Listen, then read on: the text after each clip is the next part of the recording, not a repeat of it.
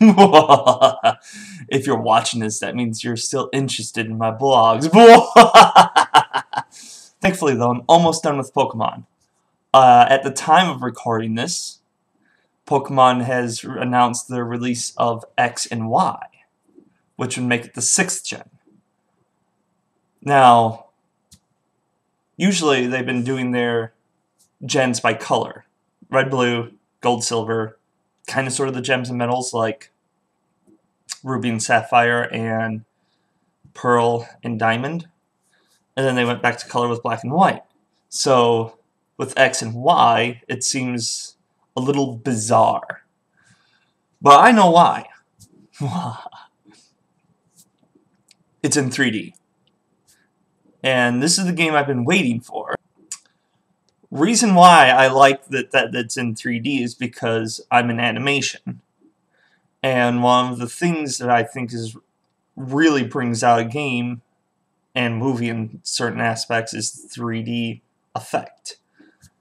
Not that it pulls you into it. Ooh, the whole ha ha ha. I don't like that, but it gives it depth. And a lot of times in video games, especially when they pulled it into the third dimension feel, there's the lack of that third depth.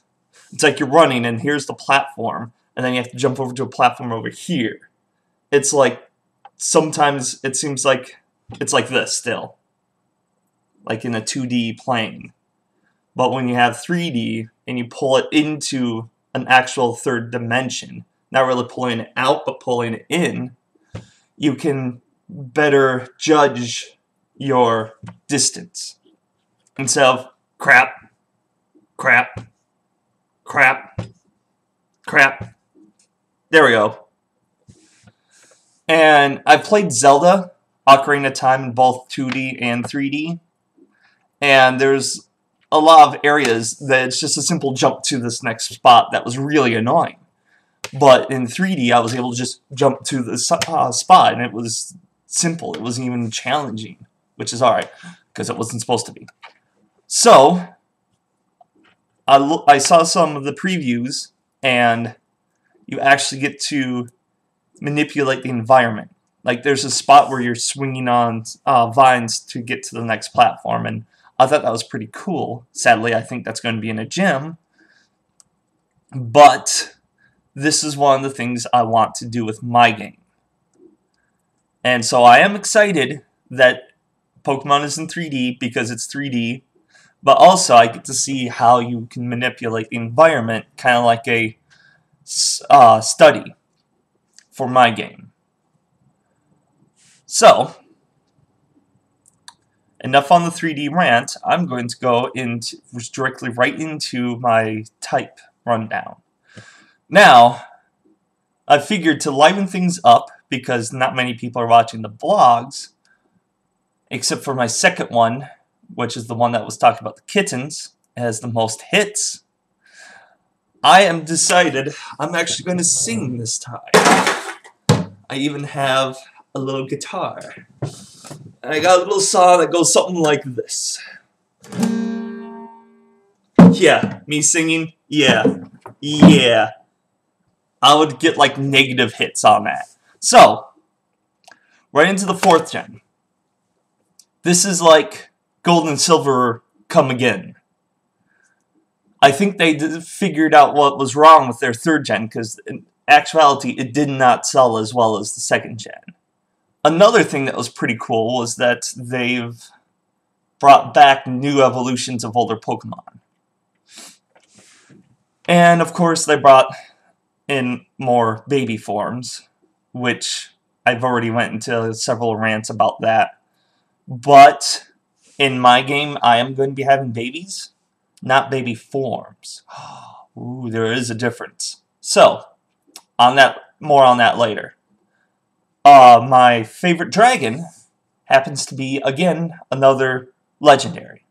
And I know I keep knocking down legendaries and not being as powerful as it possibly can, because you can't train them from level 1. But Giratina, was a freaking badass legendary Pokemon. Dragon Ghost. I mean, that combination was pretty cool. And I loved his unique move, Shadow Force. And the announcer always says, the opponent was crushed by Shadow Force! He gets all demonic. And that was pretty cool. I love that. I giggled each time. So, on to Ghost. Because, yeah, it's not Giratina. Because there was a better Ghost. In my opinion, even in 3rd gen, the Ghosts wasn't really that good. I mean, 3rd gen you had Shuppet and Duskull, which were pretty alright, but I still liked Mischievous because of playing her/him Shim on the Coliseum. So, when 4th gen created a evolution for her/him Shim, it was pretty freaking awesome. I mean, you had to evolve it with the Dusk Stone, which was a new stone, and you had to evolve it during the night, and it just became much more powerful, and I still even use it in 5th gen, when I could train it over. Fire. Like I said before, Blaziken is fire fighting, so he's still my favorite fighting, though I'd still do use him for fire, except for the exception of 4th gen.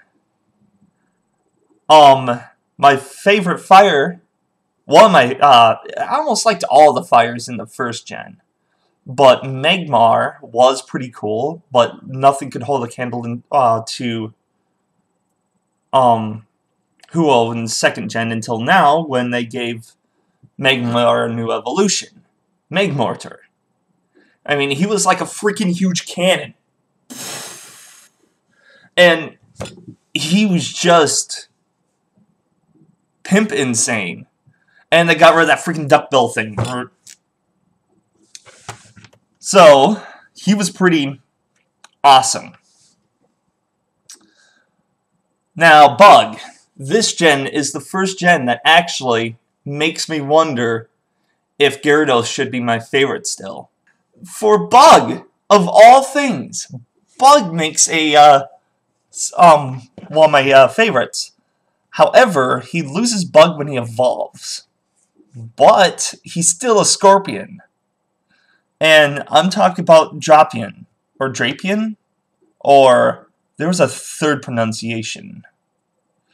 But I call him Drapion, mainly because at this point, I had drawn a Scorpion Pokemon, and I called him Dreadpion.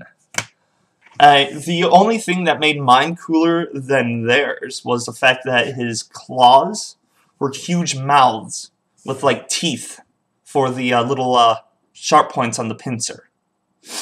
And they even had eyes. It didn't move, it just looked like eyes. And he used his claws for bite and crunch. And I made him Dark Poison, which Drapion is Dark Poison. I'm actually been considering on changing him to my favorite Dark. But Houndoom is still pretty awesome. So that's why I labeled him as Bug, because I don't really care about the bugs. Bug and Poison are pretty much the same thing, except for Bug can do damage to Dark and Psychic. He's my favorite Bug because all the other bugs are just not that interesting. He starts off as a Bug, he changes Bug up for Dark, which is pretty good, but he's my favorite Bug. Let's just leave it at that. Alright. Favorite Rock. Rock is another type of mine that was very meh. A lot of the Rock Pokemon had a second type which would make it on that side. Like, Aggron was Rock Steel. So, in 4th gen, they introduced some pretty cool fossil Pokemon. A lot of the times before, they just tried too hard to make them fossilized, like ancient Pokemon. Which, in my opinion, they need to stop with the fossils. In all honesty, how many new types of ancient Pokemon can you come across? Unless they do Mummy next, that'd be cool. But in 4th gen, they had a rock Pokemon that's just rock, that came out of a fossil, and was a freaking dinosaur. I liked that. That was pretty awesome. My huge problem with him, and this is Rampardos I'm talking about, my huge problem with him is that his attack is high, and his speed is high, but his defense is very low. Even with effort value training him, it did not do much. And so, he's my favorite rock. I tried using him, but he just went into the box like Ash always does. And so, my favorite electric. Another one that got a new evolution type of a Pokemon that I kind of sort of used before. In 1st gen, Magneton was pretty cool, but by the time I caught Magnemite, I also caught Zapdos. I trained a Magnemite to evolve him, and I thought Magneton was a pretty interesting Pokemon, but Zapdos was just far more awesome. So, with Magnemite, and also Diglett and Koffing, if you read their Pokedex data, the reason why there's like 3 Magnemites in Magneton is because apparently they come together, 3 of them come together and evolve into Magneton. But you only have 1 and he evolves at a certain level. Same thing with Koffing. 2 Koffings come together and fuse into Weezing. Diglett. 3 Digletts come together and evolve into Dugtrio. So, I started asking, what would happen if you had 3 Magnemites on your team, evolve them, all of them to a certain level, and all 3 of them evolve into Magneton? That would be pretty cool. But evolving your Magneton in a cave that's electrified and having them evolve into Magnezone is a pretty cool thing too. Random doucheface talking about Pokemon and talking about his own game. Yes, I know, this seems a little weird, but where do you start? You start by imitating other people.